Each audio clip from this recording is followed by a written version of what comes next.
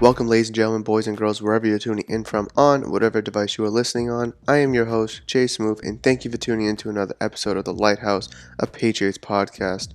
This is episode number 26, and I'm sorry if my voice sounds very bad during this episode. It's because I am kind of recovering from being sick, hence why there hasn't been any content in the past week and a half.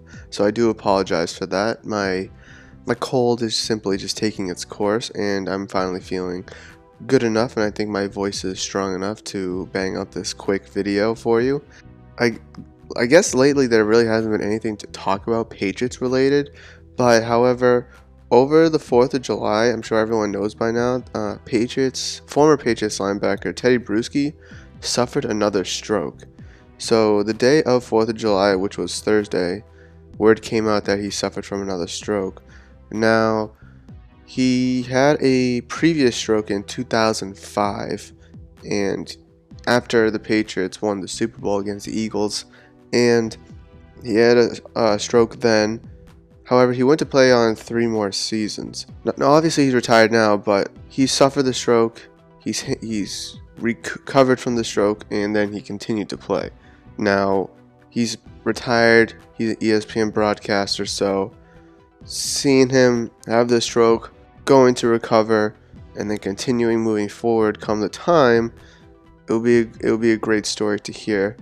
Also, it was said that he immediately recognized the symptoms and got medical help right away. So it's not like he was having the stroke and he was sitting around and then took action.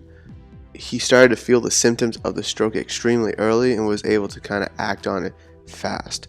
I guess having that previous stroke helped him in this situation, because if he didn't know those signs, then bad things could have happened, and this current stroke could have been a lot worse for him. But luckily he was able to act fast on it, and it's said that he's laying comfortably, resting in the hospital. Prayers up to Tedy Bruschi. Stay strong, fight on, and hopefully we'll see you back on TV sooner than later. However, take all the time you need in the world.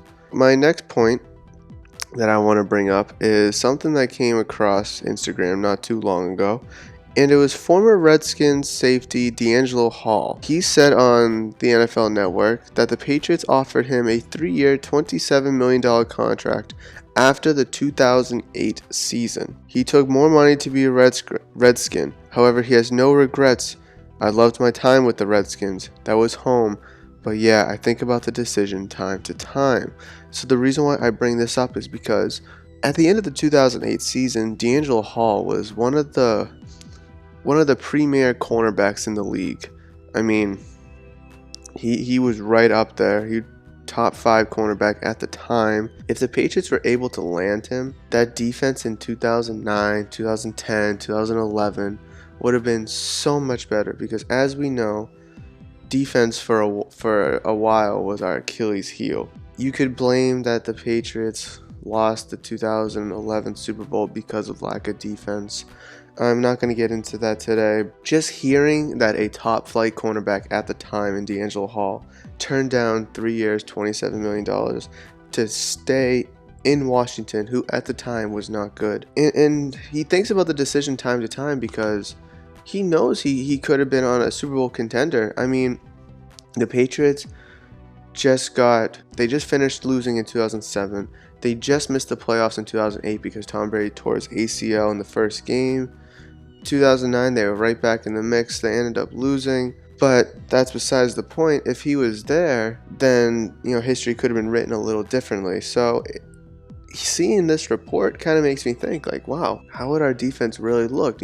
What outcomes would the Patriots have had if they were able to land D'Angelo Hall? A name that's been kind of forgotten over the past few years, ever since he's retired, but at the time, top flight cornerback for sure. If you don't know who he is or haven't seen him play, definitely look up some highlights of him, and you'll understand where I'm coming from by saying that the Patriots kind of missed out on a dynamite cornerback at the end of the 2008 season. So That's going to do it for this episode. If you have any questions, comments, or concerns about anything we talked about, please let me know in the comments down below. If you agree or disagree about anything we talked about, please leave a comment down below as well. If you're new to the channel, please consider subscribing. Thank you for tuning in, and I'll catch you in the next one. Peace.